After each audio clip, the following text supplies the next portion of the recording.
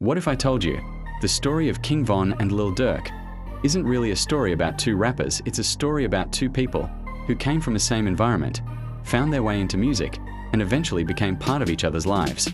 But there's one part of their story that people don't talk about enough, because when Von started becoming successful, Durk wasn't just watching another artist rise, he was watching someone he had helped open the door for, become a star, and when Von was gone, that story didn't simply end, it changed forever.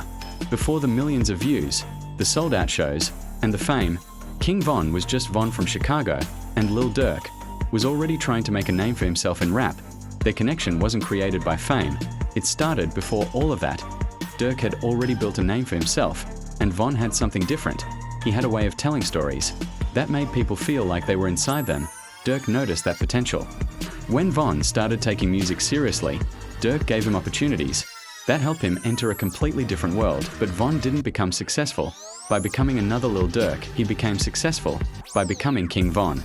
And that's what made their story interesting. They had different styles, different voices, different ways of making music. Durk could make you feel what he was saying, Von could make you feel like you were watching a movie, two different artists.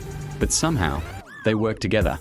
And slowly, people stopped seeing them as just two rappers, they started seeing the connection between them. Then something changed. King Von wasn't just known as Durk's artist anymore, he was becoming a star on his own. His songs were getting millions of views, his storytelling became his signature, and his fan base was growing fast. But Von's success didn't erase his connection with Durk. They still shared something bigger than music, history. The interviews, the shows, the videos, the moments they shared outside the studio, those moments showed something that a music video never could. Their connection wasn't only there when the cameras were recording, and that's why fans became so invested in their story. People weren't just listening to songs, they were watching a story happen in real time.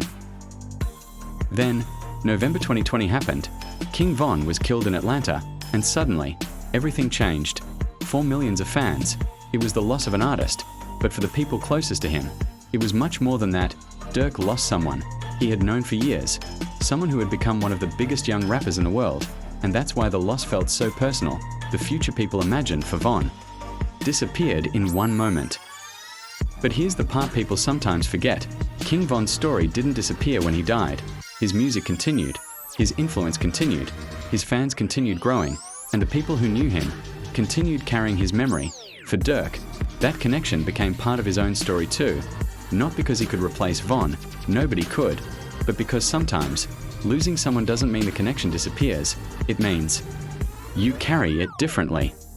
Maybe that's what makes the story of King Von and Lil Durk different. It wasn't perfect, it wasn't simple, and it definitely wasn't just about music. It was about two people from Chicago who found themselves in the same world. One opened a door, the other walked through it, and eventually, they both became part of hip-hop history. King Von left the world too early, but the story he started is still being told years later.